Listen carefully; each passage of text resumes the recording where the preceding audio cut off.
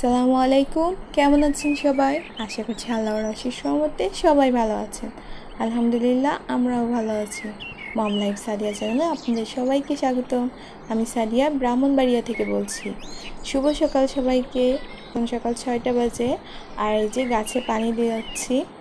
আর পানি দিয়ে রান্নাঘরে চলে এসেছি। আর রান্নাঘরে এসে ভাত রান্না করতে দিয়েছি রাইস কুকারে, সাথে আলু ভর্তা দিয়েছি। আর এই যে সব কিছু গুছিয়ে নিয়েছি দুপুরে রান্নার জন্য। দেখা যায় কি, মেয়ে ঘুমিয়ে থাকতে থাকতে এই যে বটির কাজগুলো সেরে নিয়েছি। আর এরপরে ও যখন ঘুম থেকে উঠবে, ও যদি নাও ঘুমায়, আমি ওকে কোলে নিয়েই রান্নাটা করে নিতে পারবো। আর সব কাজ গুছানো থাকলে খুব দ্রুত করা যায়। তো আমার ভাত রান্না হয়ে গিয়েছে। এই তো এখন আলু ভর্তাটা করে নিচ্ছি। আর এটা হচ্ছে আমি আর বাচ্চাদের বাবা খাবে, তো আমরা দুজনেই খাবো। তো এই জন্য শুকনো মরিচের আলু ভর্তা করেছি। আমার বড় ছেলেও কিন্তু খুব পছন্দ করে শুকনো মরিচ দিয়ে আলু ভর্তা করলে। তো এই তো, আর এই যে মিষ্টি কুমড়া ভাজি আর ডিম ভাজি। সকালের নাস্তা করার পরে এই যে প্লেট যা ছিল সব ধুয়ে নিয়েছি। আর এখন হচ্ছে গ্লাসগুলো যার যার জায়গায় রেখে দিচ্ছি, সব কিছু গুছিয়ে নিয়ে। এর মধ্যে মেয়ে, ছোট ছেলে সবাই উঠেছিল, তাদেরকে ফ্রেশ করিয়ে তারপরে হচ্ছে খাবারও খাইয়ে দিয়েছি। আর খাবার খাওয়ার পরে ওরা খেলা করছে, আর আমি এক এক ফাঁকে এক একটা কাজ করে নিচ্ছি।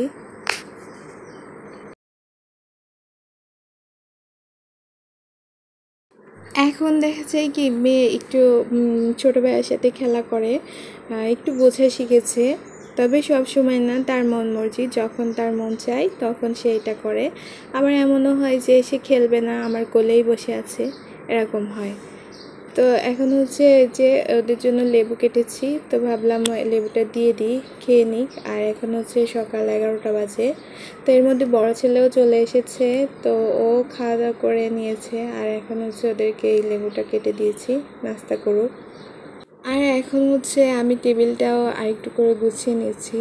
আসলে গোছাগুছি শেষ তো সারাদিন করলেও শেষ হবে না, তারপরেও এই যে করে নিচ্ছি।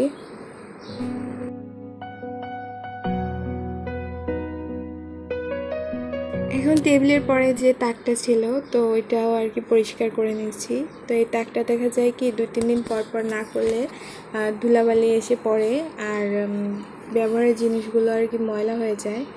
তো সেজন্য এটা পরিষ্কার করে নিচ্ছি। আর এই যে আমার ছোট ছেলে আমার সঙ্গে সাহায্য করছিল, তো যখন করছিল তা আমি আর নিষেধ করিনি, আমি আরও দেখিয়ে দিচ্ছিলাম যে এইভাবে করো। জারগুলোর ঢাকনাগুলো আর কি মরিচা পড়ে গেছে, তো ওটা ভাবছি একটু রং করব। তো সময় সুযোগে হয়ে উঠছে না, যে সময় করব আপনাদের সঙ্গে শেয়ার করব। তো এখন আপাতত সব কিছু গুছিয়ে নিচ্ছি।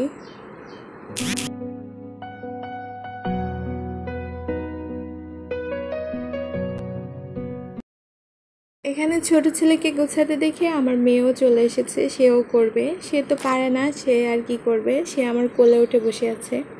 এখন হচ্ছে রান্না করতে এসেছি, আর ভাই বোন সবাইকে টিভি দিয়ে এসেছি। এখন হচ্ছে আর তাছাড়া বড় ছেলে আছে, তো মেয়েকে একটু ধরতে বলেছি, দেখতে। তো ওর কাছেও থাকতে চায় না, কিছু সময় হয়তো থাকবে, থেকে আবার চলে আসবে আমার কাছে, বাচ্চা মানুষ। আর ও এমনি তো আমার পিছু ছাড়তে চায় না, সব সময় আমার সাথে থাকে। আমি কি করি না করি সব কিছু সে পর্যবেক্ষণ করে আর কি। এই তো এখন আমি হচ্ছে রান্না করছি। গতকালকে মাছ নিয়ে এসেছিলো, বড় গ্লাস কাপ মাছ। তো বাচ্চারা ছোটো, তো সেজন্য ছোটো মাছ একটু কমই খাওয়া হয়। আবার কাটা বাছার একটা আছে, তো সেজন্য ওই মাছটা বাজার থেকে কেটেই নিয়ে এসেছিলো। আমি ধুয়ে পরিষ্কার করে ফ্রিজে রেখেছি, রাত্রে নিয়ে এসেছিলো। আর এখন হচ্ছে সেই মাছের ভিতরে কিছু চর্বি হয়েছিল আর কি, তো ওই চর্বিটা ভাবছি বেগুন দিয়ে রান্না করব। আর এভাবে রান্না করলে কিন্তু বেশ মজার হয়। তো এখন হচ্ছে আমি এখানে পেঁয়াজ, তারপরে কাঁচামরিচ ফালি করে কেটে নিয়েছি, সাথে হচ্ছে আদা, রসুন বাটা, জিরা বাটা একসঙ্গে নিয়েছি। তারপরে লবণ আর হলুদ দিয়ে হাতে মেখে আর কি রান্নাটা করব। ধনিয়া গুঁড়া দিচ্ছি, দিয়ে সব কিছু ভালো করে এখন তেল দিয়ে ভালো করে হাত দিয়ে মাখিয়ে নিব।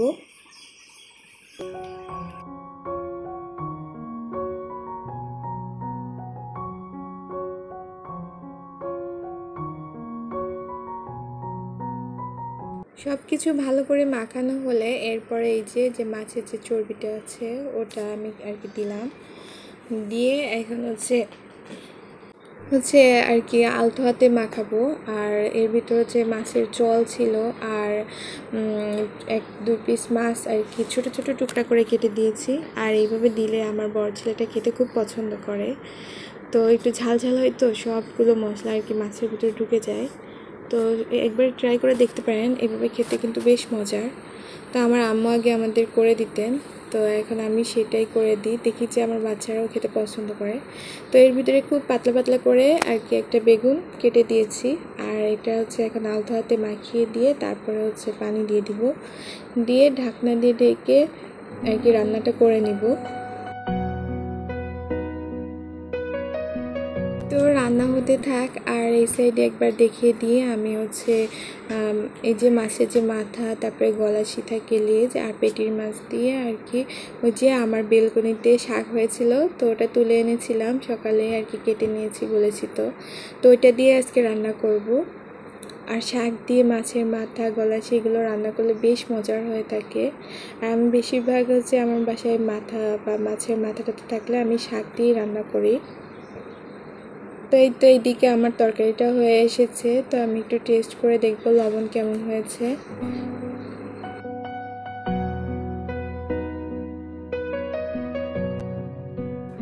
তো আমার কাছে মনে হচ্ছে লবণটা একটু কম আছে, তো আর একটু লবণ দিয়ে দিচ্ছি।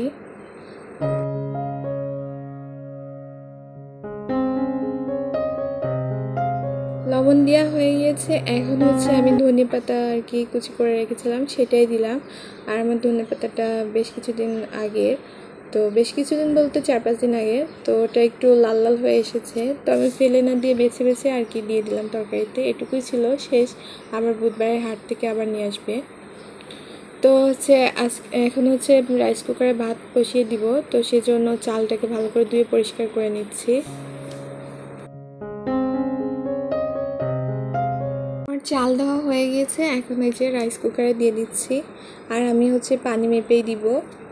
আর রাইস কুকারে তো পানি মেপেই দেয়, তবে অনেকেই দেখি যে হাত দিয়েও দেয়, তবে আমি ওটা পারি না, সেজন্য আমি ওই রাইস কুকারের পট দিয়ে পানি মেপেই দিব। আর আমার এই চালটা একটু বেশি পরিমাণেই পানি দিয়ে থাকি, কারণ বাচ্চাদের মানে খাবার তো ওরাও খাবে, তো ভাতটা যদি একটু শক্ত শক্ত হয় ওরা খেতে পারবে না, তো সেজন্য আমি পানির পরিমাণে একটু বেশি দিই। দিলে দেখা যায় কি যে ভাতটা ঝরঝরাই থাকে, আবার নরম হয় বেশ। যে পরিমাণ পানি দেওয়ার কথা থাকে ডাবল, তো তার থেকে আমি আরও 1-2 পাট বেশি দিয়ে থাকি। তো এদিকে আমার হচ্ছে তরকারিটা হয়ে গিয়েছে, তো এখন হচ্ছে আমি নামিয়ে নিব। একটু মানে পোড়া পোড়া টাইপের আর কি করছি।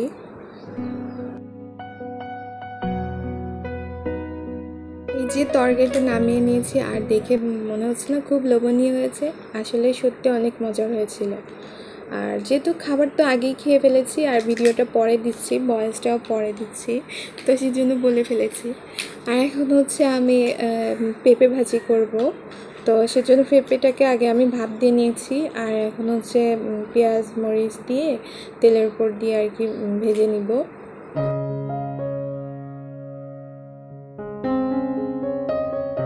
পেঁয়াজ মরিচের কালার যখন একটু বাদামি হওয়া শুরু করেছে, সেই পর্যায়ে আমি এর ভিতরে যে সিদ্ধ করে রাখা যে পেঁপেটা ছিল ওইটাই দিয়ে দিয়েছি। দিয়ে এখন ভালো করে নেড়েছে, একটু হালকা কালার আসলেই নামিয়ে নেব। এই তো আমার পেঁপে ভাজিও হয়ে গিয়েছে, তো ওটাও নামিয়ে নিলাম। আর এখন হচ্ছে পুঁই শাক রান্না করব। আর পুঁই শাক না, শুধু ওখানে ছিল কুমড়ো শাকও, সেটাও আমার বেলকনিতে হয়েছে, তো দুইটা মিলাই আর কি রান্না করছি। এখন কড়াইতে যেহেতু পেঁপে ভাজি করেছি, তো ওই কড়াইতে আমি হচ্ছে তেল দিয়ে দিলাম। আর এখন পেঁয়াজ কুচি দিচ্ছি।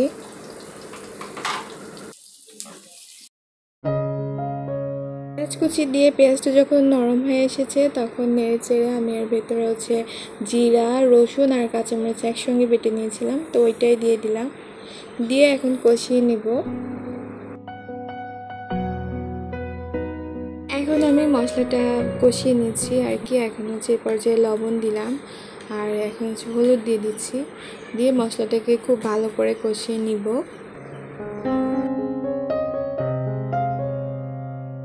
মশলাটা ভালো করে কষিয়ে নিয়েছি আর এখন হচ্ছে এই যে মাছের মাথা আর মাছগুলো দিয়ে মাছটাকেও ভালো করে কষিয়ে নেব, বেশ কিছু সময় ধরে আর কি জাল করে নেব। এতে করে দেখা যাবে মাছের মাথাটার ভিতরে সব কিছু ভালোভাবে যাবে, মশলাটা ঢুকবে।